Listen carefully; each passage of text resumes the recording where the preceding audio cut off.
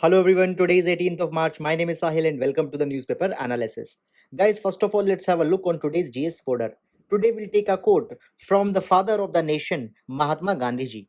Now Gandhi ji says, the rich must live more simply so that the poor may simply live. Now guys, this quote becomes very much relevant into the findings of inequality into the times of pandemic. According to various reports such as the Oxfam report, it has been seen that the inequality is rising rampantly, where the wealth of the top billionaires is rising by leaps and bounds, whereas so many people into the informal sector, they have lost their jobs and they are onto the hunger vulnerability. So therefore, into this context, Gandhiji's idea of distribution of wealth by the rich becomes very much relevant, which is reflected into this particular quote. So guys, that is all about this quote. Please do utilize it into the questions with respect to inequality and social justice into the GS paper number 2. So that is all. And now let's take the newspaper analysis. Now, guys, taking up the first article, this article has been taken from the Hindu newspaper and it talks about some serious lapses in providing the social justice to the poor and vulnerable people. This article will be important for your GS paper number 2. Now, guys, here a petition has been filed into the Supreme Court which had provided that approximately 3 crore ration cards have been cancelled into the last few months, and the reason being that these ration cards were not seeded with the Aadhaar card, and because of this particular thing there have been starvation led deaths in many of the states, particularly into the tribal people. Because guys, you know that when government is providing the subsidized ration under the National Food Security Act, there the ration cards are mandatory, and if the ration cards have been cancelled, they cannot access the subsidized food grains. And now this particular thing becomes even more problematic because we know that we are into the midst of the pandemic, and into this thing the economic prospects have been declined, and therefore people are even more dependent onto the National Food Security Act. After that, guys, recently the Hunger Watch report 2020 was released, where it was said that India is into the grave danger onto the terms of hunger, and the similar things was also said into the global hunger index, where India was ranked at 94 out of 107 countries, and India was facing the severe hunger.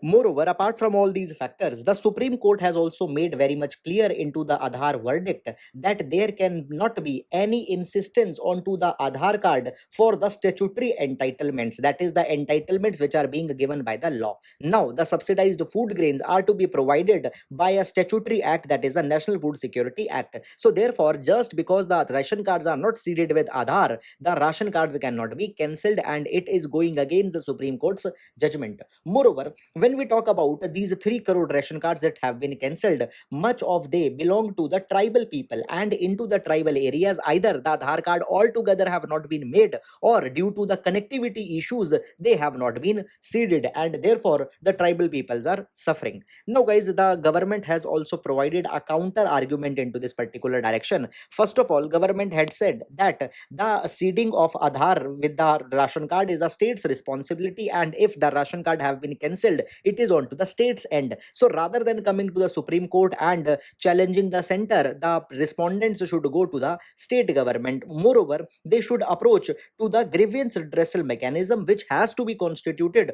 under the National Food Security Act. There they should have visited it. But guys, here it has been seen by the context of various reports that not even a single state has appointed the grievance redressal officers under the National Food Security Act. Here, what has happened, states have mechanically given the additional designation to the existing officers without any accountability. So, therefore, in the absence of avenues, the Supreme Court has to be approached.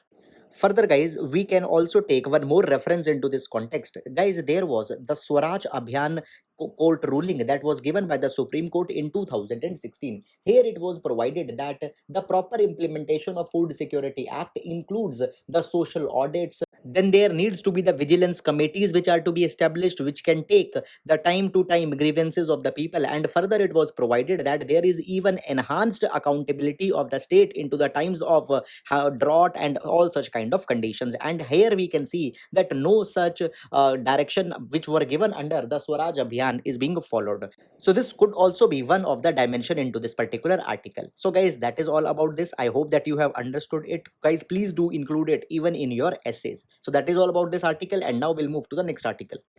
This article has been taken from the Hindu newspaper, and here we can see some of the electoral promises that have been made into the Bengal by the TMC. Now, guys, you don't need to go into the political overtones of this particular article, but some of the good promises have been done here, which can further increase the social justice delivery into the states, and they can be used as suggestion in some of the answers without giving any political reference. First of all, into the Bengal, it has been suggested that the Khadya Sathi scheme will be launched where the doorstep delivery of the ration will be done. It will help in ensuring that there are no leakages, there are no ghost beneficiaries which are taking the undue advantage, as well as it will also save from the corruptions and accessibility problems that the poor and vulnerable people faces many a times. After that, the second suggestion or the second promise that have been made is the introduction of the universal basic income into the Bengal. It has been said that the poor people belonging from general categories, they will be given 500 rupees per month, whereas the households of scheduled caste and scheduled tribe, they will be given 1000 rupees, and all these transfers will be made into the name of women who has been recognized as the head of the household. Now, this particular thing is helping on two of the context. Number one, the idea of universal basic income was also talked into the economic survey of 2016 and 17, where it was said that when we give direct cash entitlements into the hand of people, it gives them more choice, more autonomy, and more empowerment. Every household's priorities and responsibilities are different, and keeping all that in account, they can use that particular cash. So giving the cash is more effective way. Moreover, it was said that directly the poverty can be alleviated, and when the cash will be given, the people ultimately will be using that cash in buying of the goods and services, and it will further increase the aggregate demand. Now, guys, as we are into the mid of a pandemic, many of the states are giving the fiscal stimulus packages, and into these fiscal stimulus packages,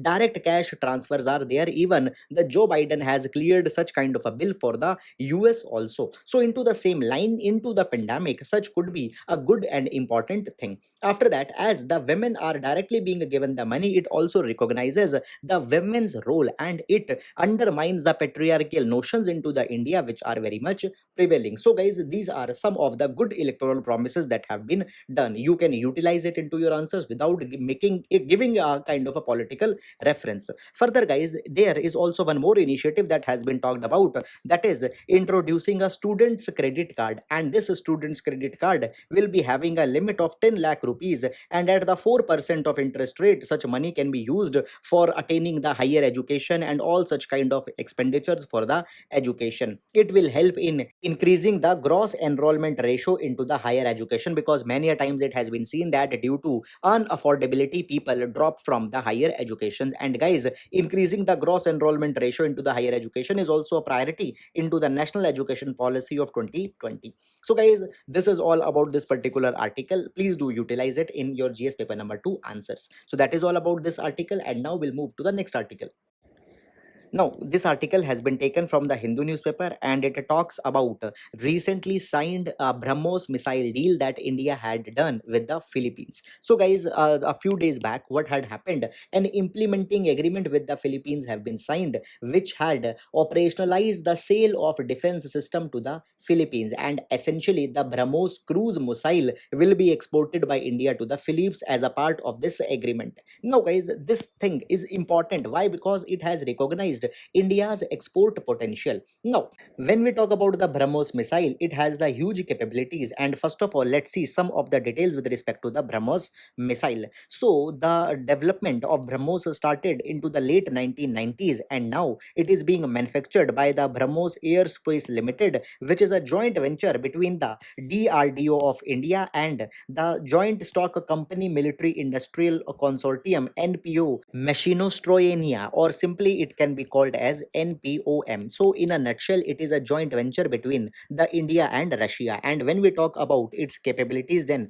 it can attain a speed of a 2.8 Mach, that is approximately 3 times of the speed of a sound, and it has striking range of 290 kilometers. And a new version has also been developed which can go up to 400 kilometers. Moreover, the research and development is under the way to further enhance the capabilities of the BrahMos, and there is an attempt to increase it to the hypersonic speed that is above 5 Mach, that is 5 times more than the speed of sound, and the range is also to be enhanced to at least 1500 kilometers. Now, when we talk about the adoption of BrahMos into the India, then guys, the naval as well as land variants of the BrahMos have been already been inducted into the Indian Navy. It was inducted in 2005, whereas into the Indian Army it has been inducted in 2007. Moreover, guys, the air variant has also been tested in 2017 by the Indian Air Force Sukhoi 30 MKI fighter jets. So we can say that BrahMos missile has presence in all three wings of Indian military. Now, when we talk about the export of the BrahMos missile, it will have number one a big geopolitical impact, because guys, we know that the Philippines is in contradiction with the China over the South China Sea, and as the BrahMos missile will be given to the Philippines, it might deter China from the unilateralist designs into the future, and seeing the Philippines, other nations into the vicinity might also come in agreement with the India, and at the end of the day, it will increase India's hard power, soft power, as well as the India's cloud to be a defense partner into the region. Moreover, it will also enhance India's Atmanirbhar Bharat Abhiyan, which has been India's goal into the recent times. It will recognize India's self-sufficiency into the defense-related arsenal. However, at the same time, there are some of the challenges also into the export of BrahMos missile. First of all, challenge comes from the CAATSA, that stands for Countering America's Adversaries Through Sanction Act, which is simply a legislation that has been initiated by the USA. Now, under the CAATSA, USA prohibits some certain entities to involve into the significant transaction. Now, USA has made a list and had provided that some of entities are not working into the spirit of America's interest. So, therefore, with them the dealing is prohibited. And into that particular list, the name of NPOM is also there. You might be guys now recalling that NPOM is one entity which is into the joint venture to develop with the BrahMos, and into this particular capacity already the Turkey and China have been penalized because they purchased the S-400 Triumph air defense system from the Russia. So guys, the Russian element into the development of BrahMos might involve some of the penalties by the USA under the